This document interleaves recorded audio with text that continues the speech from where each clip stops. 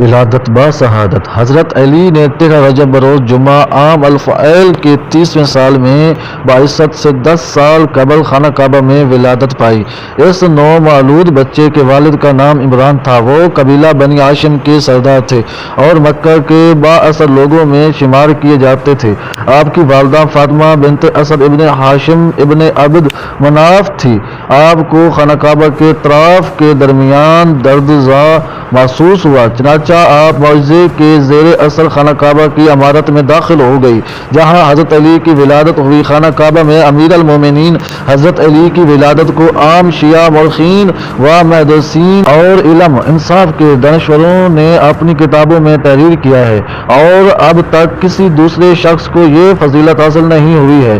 شیخ صدوق نے اپنی 3 کتابوں میں متصل سند کے ساتھ سعید بن جبیر سے نقل کیا ہے کہ انہوں نے کہا کہ میں یزید بن کہنب کو یہ کہتے سنا کہ میں عباس بن عبد المطلب اور بنی عبد العزی کے کچھ لوگوں کے ساتھ خانہ کعبہ کے سامنے بیٹھا ہوا تھا کہ اچانک فاطمہ بنت اسد مادر حضرت علی علیہ السلام خانہ کعبہ کی طرف آئی۔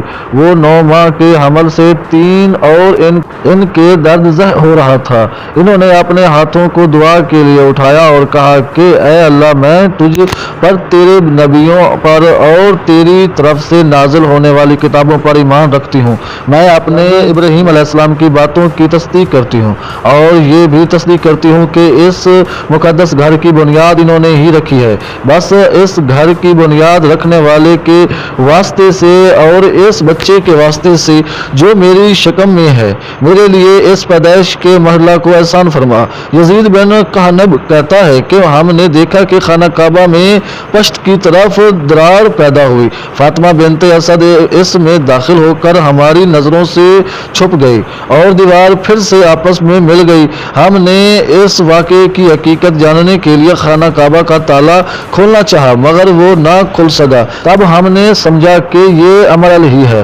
4 دن کے بعد فاطمہ بنت اسد علی کو گود میں لیے ہوئے خانہ کعبہ سے باہر آئی اور کہا کہ مجھے پچھلی تمام عورتوں پر فضیلت دی گئی ہے کیونکہ آسیہ بن مزاحم فرعون کی بیوی نے اللہ کی عبادت وہاں چھپ کر کی جہاں اس سے پسند نہیں ہے، مگر یہ کہ ایسی جگہ صرف مجبوری کی حالت میں عبادت کی جائے۔ مریم بنت عمران مادر حضرت عیسیٰ علیہ السلام نے کھجور کے پیڑ کو ہلایا تاکہ اس سے تازی کھجوریں کھا سکے، لیکن میں وہ ہوں بیت اللہ میں داخل ہوئی اور جنت کے پھل اور کھانے کھائے۔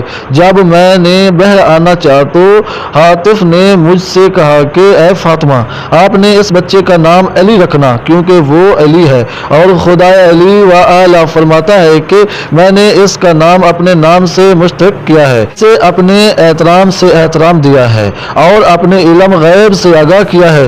یہ بچہ وہ ہے جو میرے گھر سے بتوں کو باہر نکالے گا، میرے گھر کی چھت سے اذان کہے گا اور میری تقدیس و تمجید کرے گا۔ خوش نصیب ہے وہ لوگ جو اس سے محبت کرتے ہوئے اس کی اطاعت کرے، اور بدبخت ہیں وہ لوگ جو اس سے دشمنی رکھیں اور گناہ کریں۔